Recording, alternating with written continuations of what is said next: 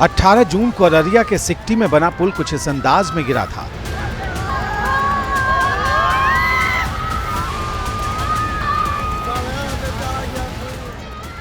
बकरा नदी पर 12 करोड़ की लागत से बने इस पुल का निर्माण हो रहा था और स्थानीय लोगों की माने तो नदी के बालू से इस पुल को बनाने का काम किया जा रहा था।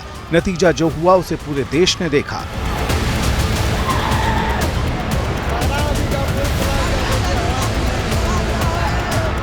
उस दिन मोबाइल कैमरे में पुल के गिरने का पूरा वीडियो कैद हुआ था। पुल के 3 पिलर नदी में धंस गए थे।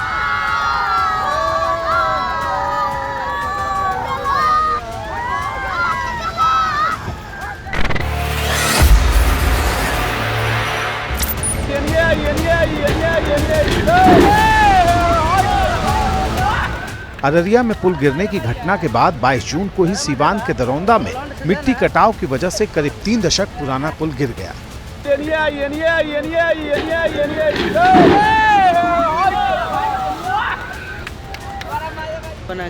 गंडक नहर पर बने इस पुल का निर्माण किया गया था और संयोग देखिए कि जिस दिन पुल गिरा उससे 4 दिन पहले ही रंगाई पुताई का काम हुआ था, लेकिन किसी की निगाह नहीं गई कि हालात क्या हो चुके हैं।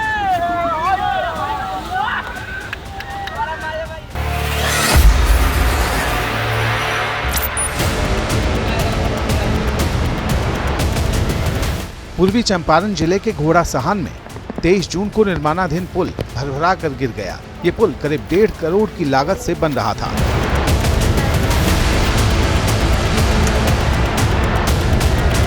ढलाई होने के बाद पूरा का पूरा हिस्सा नदी में जा समाया।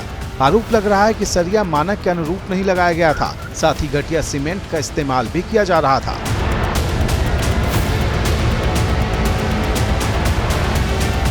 ये ढाका विधानसभा क्षेत्र का घोड़ा सहन इलाका है। 23 जून को ये निर्माणाधीन पुल गिर गया। पुल निर्माण का tender Dhirendra construction private limited को दिया गया था।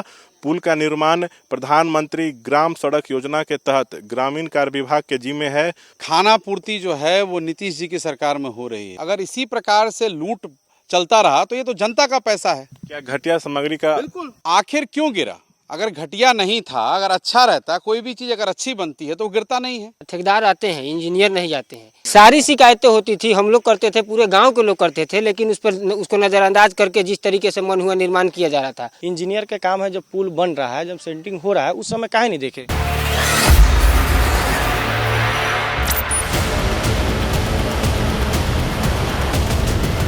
अब इस वीडियो को देखिए। ये 27 जून का वीडियो है। किशनगंज के बहादुरपुर में करीब 10 साल पहले बनी पुलिया के धंसने से इस रोड पर आवाजाही बंद करनी पड़ी। बताया गया कि कनकई नदी का जलस्तर अचानक बढ़ गया था, जिससे पुल का पिलर धंस गया।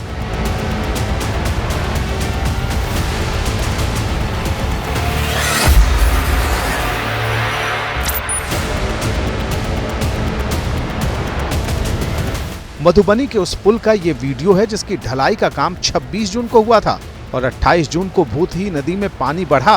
नतीजा ये हुआ कि 3 करोड़ की लागत से बन रहा पुल पानी में बह गया।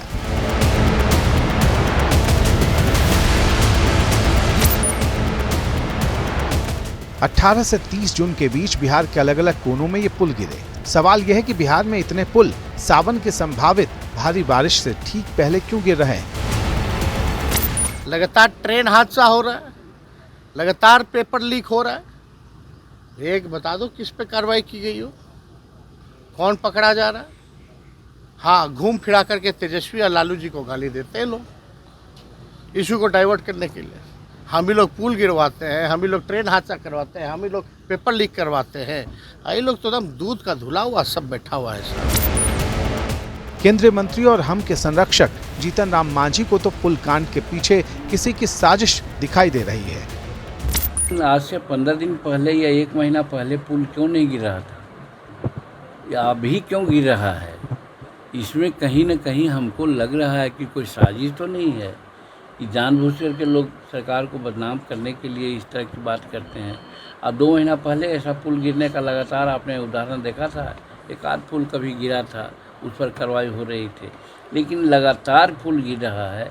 इसका मतलब हमको लगता है कि जानबूझ करके कहीं न कहीं कोई सरकार को बदनाम करने के लिए ऐसा लोग कर रहे हैं। साजिश का शक जताते हुए जीतन राम मांझी कह रहे हैं कि पहले पुल नहीं गिर रहे थे।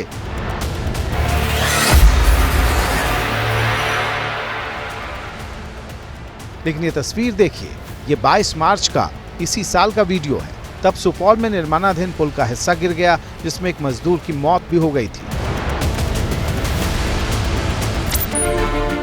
इसमें कोई दो राय नहीं कि लालू राबड़ी की सरकार की तुलना में नीतीश कुमार ने बिहार के विकास को पंख दिए। लेकिन इन दिनों लगातार जो घटनाएं हो रही हैं, वो कहीं न कहीं सरकार की नीति रीति को सवालों में खड़ा कर रही है। सवाल ये कि पुल गिरने की घटनाओं का जिम्मेदार कौन? पुल निर्माण कंपनी, ठेकेदार या सरकार की जिम्मेदारी? क्या भ्रष्टाचार की वजह से पुल गिरने की घटनाएं बढ़ी? क्या पुल निर्माण में घटिया सामान का इस्तेमाल हो रहा? क्या निर्माण की कोई निगरानी नहीं कर रहा? अभी तो बरसात की शुरुआत है, अभी नदी में पानी बढ़ने वाला है, बाढ़ आने का पूरा समय बचा हुआ है। ऐसे में जो घटनाएं जून महीने में हो चुकी, आगे नहीं होंगी, इस बात का कोई दावा नहीं कर सकता। तो मैं आपको ये विश्वास दिलाता हूँ, किसी को नहीं छोड़ा जाएगा। और पहली बार हम लोगों ने ठेकेदार पे भी FIR का निर्णय किया है। पिछले 1.5 वर्षों से RJD के पास ये डिपार्टमेंट था, माननीय उप मुख्यमंत्री इस विभाग के मंत्री थे। तो RJD अगर प्रश्न कर रहा है तो 1 महीने में तो ये पुल बना नहीं। अगर जिम्मेवारी बनती है तो ये RJD के विभाग के मंत्री की जिम्मेवारी बनती है।